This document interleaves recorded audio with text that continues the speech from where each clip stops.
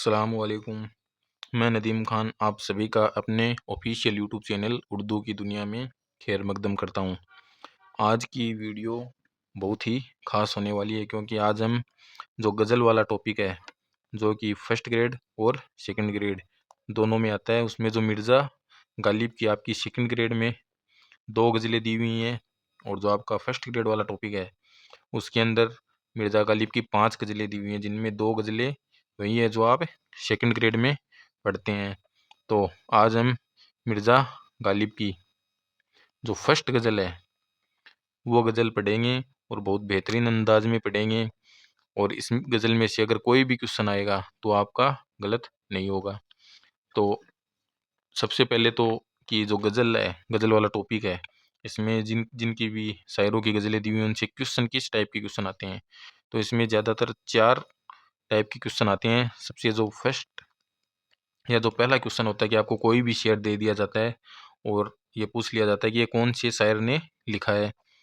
जो आपका second type का जो क्वेश्चन बनता है वो बनता है मिसरा अव्वल और मिसरा सानी से। मतलब आपको जो पहला मिसरा दे दिया जाएगा और उसका दूसरा मिसरा पूछा जाएगा कि इसका दूसरा मिसरा क्या है। जो तीसरा क्वेश्चन आता है वो आता है अल्फाज या लफ्ज़ से, जो मुश्किल अल्फाज होते हैं वो दे दिए जाते हैं और उनका मफ़हूम पूछा जाता है। और जो चौथा क्वेश्चन जो अभी हाल ही में 2026 वाली एग्ज़ाम हुई थी फर्स्ट ग्रेड की, उसमें आया था कि एक शेर दे दिया गया और उसमें एक अल्फाज को वहाँ पे नहीं दिया गया और पूछ लिया गया कि यहाँ पे कौन सा अल्फाज आएगा। तो आपके इस टाइप के 4 क्वेश्चन आएंगे और जो तसरी वाला टॉपिक है वहाँ से कुछ आपके कोई भी क्वेश्चन नहीं पूछा जाता तसरी से। इसलिए आप तसरी पे इतना ज़्यादा ध्यान ना देकर जो अपने गज़ल दी हुई है उसमें जो शेर हैं उनको याद करें अच्छे से, कौन से शायर ने लिखा है और उनका उनमें जो अल्फाज हैं जो आपको नहीं आ रहे हैं उनको याद करें। तसरी वैसे भी अलग अलग शायरों की अलग अलग तसरी होती है, अलग अलग जो टीचर है वो कोई अलग तसरी बताएगा तो एकदम फिक्स तसरी किसी भी शेर की नहीं होती है। एक शेर की बहुत तरीके से तसरी की जा सकती है। तो इसी के साथ आज वाली हम वीडियो स्टार्ट करते हैं। मिर्ज़ा गालिब की फर्स्ट गज़ल। सबसे पहले हम गज़ल देख लेते हैं कि गज़ल में कितने अशार दिए हुए हैं आपको। तो ये आपकी गज़ल है 1 2 3 4 5 6 7 8, आपके इसमें 9 अशार हैं। तो गज़ल को चलो बिना किसी देरी के अब गज़ल को शुरू करते हैं। ये आपका पहला शेर। इसरते कतरा है दरिया में फ़ना हो जाना, दर्द का हद से गुज़रना है दवा हो जाना। ठीक है, अब हम उसी प्रकार से पढ़ेंगे जिस प्रकार के क्वेश्चन हाल फिलहाल में आ रहे हैं। सबसे पहले इसमें जो मुश्किल अल्फाज हैं जैसे ये वाला, बाकी जो आपको समझ में नहीं आए अगर कोई अल्फाज या मैं जो बताना भूल जाऊं तो आप कमेंट करके ज़रूर बता देना, मैं उसके लिए अलग से आपको बता दूंगा। इसरते कतरा है दरिया में फना हो जाना, दर्द का हद से गुजरना है दवा हो जाना। बाकी सब अल्फाज आपको आ रहे होंगे। सबसे पहला जो ये अल्फाज है इसका मतलब होता है खुशी। क्या मतलब होता है? खुशी, खुशी या फिर फरहत। तो इस शेर का जो मतलब क्या है, इसरते कतरा है कि एक जो कतरा है उसकी खुशी किस बात में होती है कि वह दरिया में फना हो जाए, दरिया में जाकर मिल जाए। इसी तरह दर्द जब हद से गुजर जाता है तो दवा हो जाता है। इसका मतलब है कि कोई भी इंसान जब वह दर्द का हद से गुजरना मतलब उसकी जब वफात हो जाती है तो इसका विसाल अल्लाह रब्बुल आलमीन से हो जाता है। और यही इंसान की क्या होती है, सबसे बड़ी खुशी यही होती है कि वह अपने रब से जाकर मिल ले। ठीक है, तो पहले जो शेर है इसमें आपको किसी को भी किसी प्रकार की दिक्कत नहीं आई होगी मेरे हिसाब से। अब हम दूसरा जो शेर है वो पढ़ते हैं। तुझसे तुझसे किस्मत में मेरी सूरत कुफल अबजद, तुझसे किस्मत में मेरी सूरत कुफल अबजद, था लिखा बात के बनते ही जुदा हो जाना। अब इसमें सबसे पहले मुश्किल अल्फाज देखेंगे। तुझसे किस्मत में मेरी सूरत कुफल अबजद। कुफल क्या होता है? कुफल कुफल होता है ताला, कुफल होता है ताला। जो भी मुश्किल अल्फाज है वो अपनी नोटबुक में नोट कर लेना साथ साथ में। था लिखा बात के बनते ही जुदा हो जाना। अब कुफल अबजद क्या होता है?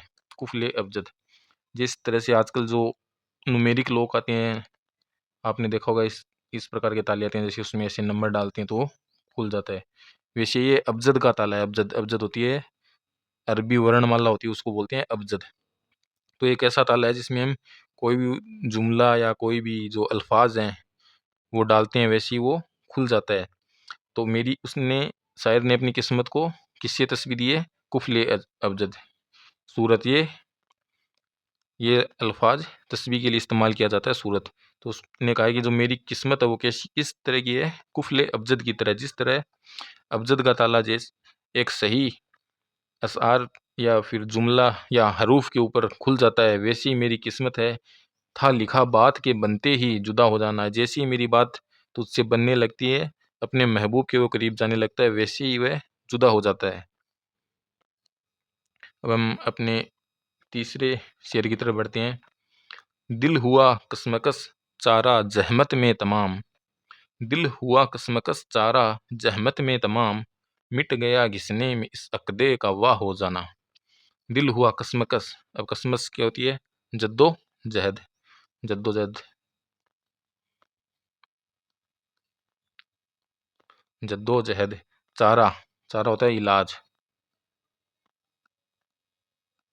चारा होता है इलाज। जहमत, जहमत होती है तकलीफ, तकलीफ, तकलीफ। जहमत में तमाम, तमाम मतलब ख़त्म हो गया। जो मेरा दिल है वो इस इलाज किए जद्दोजहद की तकलीफ के अंदर क्या हो गया? ख़त्म हो गया। मिट गया घिसने में इस अक़दे का वाह हो जाना। अक़दा क्या होता है? गांठ। क्या होता है? गांठ।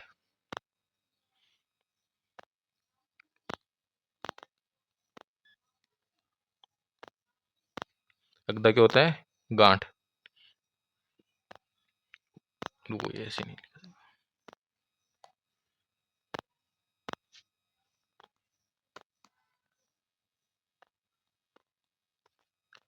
दिल हुआ कसमकस चारा जहमत में तमाम। मिट गया घिसने में इस अक़दे का वाह हो जाना। जैसे कोई रस्सी के अंदर कोई गांठ होती है, उसको हम जितना ज़्यादा खोलने की कोशिश करते हैं वो उतनी और ज़्यादा छोटी होती जाती है, और एक वक्त ऐसा था कि वो बहुत छोटी हो जाती है, मतलब ख़त्म हो जाती है। तो यही यही शायर यहाँ पे यही कहना चाहता है कि दिल हुआ कसमकस चारा जहमत में तमाम, कि मेरा दिल इलाज की जो तकलीफ़ है उसकी कसमकस में क्या हो गया? ख़त्म हो गया है। जिस तरह से एक रस्सी में किस जो एक अकदा होता है, एक गांठ होती है, उसको बार बार घिसने से जिस तरह से वह ख़त्म हो जाती है। अब अगला शेर देखते हैं। अब जफ़ा से भी है महरूम हम अल्लाह अल्लाह। अब जफ़ा से भी हैं महरूम हम अल्लाह अल्लाह। इस कदर दुश्मन अरबाब वफ़ा हो जाना। अब सबसे पहले जफ़ा, इसमें सबसे मुश्किल जो अल्फाज हैं, जफ़ा। जफ़ा होता है जुल्म या सितम, जुल्म करना या सितम, जुल्म सितम। जफ़ा से भी हैं महरूम, महरूम जैसे हम बोलते हैं ना कि मैं इस चीज़ से महरूम रह गया, महरूम या रोका हुआ, किसी चीज़ से रोका हुआ। महरूम हम अल्लाह अल्लाह। इस कदर दुश्मने अरबाब वफ़ा, अरबाब वफ़ा मतलब वफ़ादार लोग। जो मेरा महबूब है वो इस कदर मेरा दुश्मन हो गया है, वह इस कदर मेरा दुश्मन हो गया है कि अब तो वह मुझ तरफ जफ़ा भी नहीं करता या मुझ पर जुल्म व सितम भी नहीं करता। उसने जुल्म व सितम से भी अपने हाथों को खींच लिया है। वह मुझे इस काबिल भी नहीं समझता कि वह मुझ पर जुल्म सितम कर सके। जो अगला शेर है, ज़ौफ़ से गिरिया मुबदल बादम सर्द हुआ। ज़ौफ़ से गिरिया मुबदल बादम सर्द हुआ। बावर आया हमें पानी का हवा हो जाना। सबसे पहले ज़ऊफ़, ज़ऊफ़ क्या होती है? तो ज़ऊफ़ होती है कमज़ोरी। ज़ऊफ़ क्या होती है? कमज़ोरी। ज़ऊफ़ से गिरिया, गिरिया मतलब रोना या आह बुका करना। गिरिया मुबदल बादम, मुबदल मतलब बदल गया। बादम सर्द हुआ, बदम सर्द मतलब ठंडा, बदम सर्द हुआ मतलब ठंडा हो गया। मतलब जो मेरा रोना था कमज़ोरी की हालत में, वह बदल कर क्या हो गया? कमज़ोरी में मेरा रोना भी क्या हो गया? ठंडा हो गया। बावर आया हमें, बावर मतलब समझ, बावर आना मतलब समझ में आना। आया हमें पानी का हवा हो जाना, कि पानी का हवा, यहाँ पे क्या है साइंटिफिक बात की गई है कि पानी का हवा हो जाना। जैसे पानी किससे बनता है? H2O, तो हाइड्रोजन प्लस ऑक्सीजन। तो यहाँ पे थोड़ी साइंटिफिक बात की गई है। ठीक है, तो अब अपने अगले शेर की तरफ बढ़ते हैं। दिल से मिटना तेरी अंगुस्ते हिनाई का ख्याल, हो गया गोश्त से नाखून का जुदा हो जाना। हो जाना यहाँ पे आगे जाना भी आएगा। दिल से मिटना तेरी अंगुस्ते हिनाई, अंगुस्ते मतलब अंगुली, अंगुस्त मतलब होता है अंगुली, और हिना मतलब मेहंदी, तो मेहंदी लगी हुई अंगुली।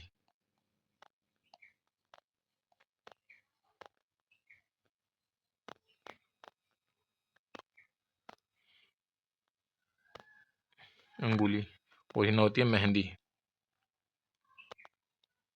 हिना होती है मेहंदी। तो दिल से मिटना तेरी अंगुस्ते हिनाई का ख्याल, ये मेरे दिल में तेरी जो मेहंदी लगी हुई जो अंगुली है उसका ख्याल नहीं जा सकता। हो गया गोश्त से नाखून का जुदा हो जाना, वो ख्याल इस तरह, जिस तरह से गोश्त, जिस तरह से नाखून को गोश्त से अलग नहीं कर सकते, इसी तरह जो तेरी अंगुली है मेहंदी लगी हुई, उसका ख्याल मेरे लिए इसी तरह से है, जिस तरह से नाखून गोश्त से चिपका हुआ रहता है उसी तरह से है। या फिर इसका हम दूसरा मतलब भी ले सकते हैं कि अगर तेरी जो मेहंदी लगी हुई उंगली, अगर इसको जो ख्याल है उसको मेरे दिल से निकाल दोगे तो मुझे इतनी तकलीफ होगी जिस तरह से नाखून को गोश्त से निकाल दिया जाता है। अगले शेर की तरफ चलते हैं। गर नहीं निकहते गुल को तेरे कूचे की हवस, क्यों है गर्देरा जो लाने सबा हो जाना। गर, गर, गर नहीं, अगर, गर का मतलब है अगर, अगर नहीं निकहते गुल, निकहत होती है खुशबू, निकहते गुल मतलब फूल की खुशबू को तेरे कूचा, कूचा होती है गली, महबूब की गली, कूचे की हवस, हवस होती है तमन्ना, हवस होती है तमन्ना। ठीक है, सभी आप वर्ड लिख लेना। निकहत होती है खुशबू, खुशबू, कूचा होता है गली, कूचा होता है गली, हवस होती है तमन्ना, चाहत,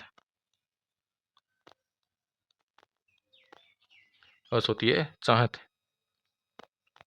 क्यों है गिर्द, गर्द होती है धूल, धूल मिट्टी, रा मतलब रास्ता, जोलाने सबा, जोलाने सबा मतलब, जोलाने मतलब तेजी से, सबा मतलब हवा, मतलब जब कोई इंसान तेजी से चलता है तो उसके जो चप्पल से जो गिर्द, जो राह की गिर्द उड़कर उसके पीछे पीछे चलती है।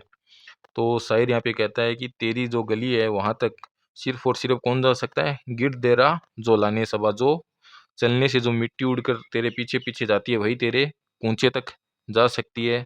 अगर फूलों की महक को तेरे कूंचे में जाने की अगर चाहत नहीं है तो वह गिरदे राह जोलाने सबा क्यों बन रही है, वह क्यों ऐसा बन के तेरी गली में जाना चाहती है अगर उसको वहां पे जाने की तमन्ना ही नहीं है।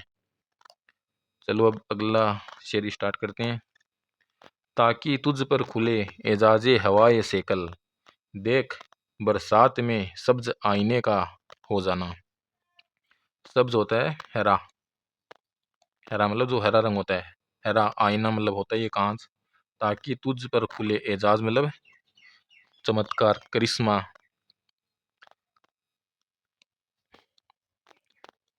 करामत, करिश्मा, करिश्मा, हवाए सेकल। अब सेकल क्या होता है, सेकल, सेकल वैसे तो होती है रोशनी, लेकिन यहाँ पे इसका जो मतलब है सेकल का मतलब चमकदार या रोशनी न होकर यहाँ पर इसका मतलब लिया गया है जो कली करने का आला होता है ना, कली, कली जैसे अपनी भाषा में बोलते हैं कली, कली करने का आला, कली करने का आला। तो यहाँ पे शायर कहता है कि जो बरसात का जो मौसम होता है उसमें सब जगह क्या हो जाता है, हरियाली छा जाती है, हरियाली आ जाती है। और जो आईना होता है वो भी क्या हो जाता है, हरा, क्यों, क्योंकि उसके जंग लग जाता है, वो हरा हो जाता है जंग लगने से बरसात के मौसम में। इसी तरह से ये जो एजाज या ये जो करिश्मा है ये सबके सामने खुल जाए कि जैसे ही तेरी बात मेरे सामने आती है तो मेरे जो घाव हैं पुराने वो हरे हो जाते हैं। अपने आखिरी जो, तो ये अपना अपना आखिरी शेर है जिसमें शायर अपना तखल्लुस पेश करता है, और इसको क्या कहते हैं, इसको कहते हैं मक्ता।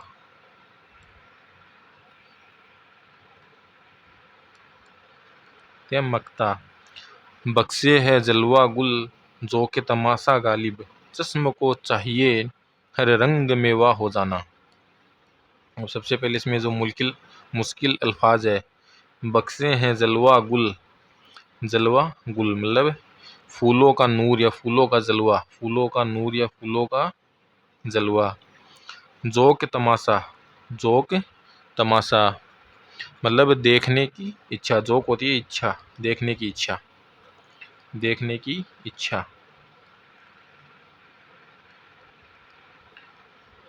देखने की इच्छा या ख्वाहिश या तमन्ना। जो के तमाशा गालिब, चश्म को चाहिए हर रंग में वाह हो जाना। हर रंग में वाह मतलब खुली रखना, चश्मा मतलब आँख, चश्मा मतलब आँख।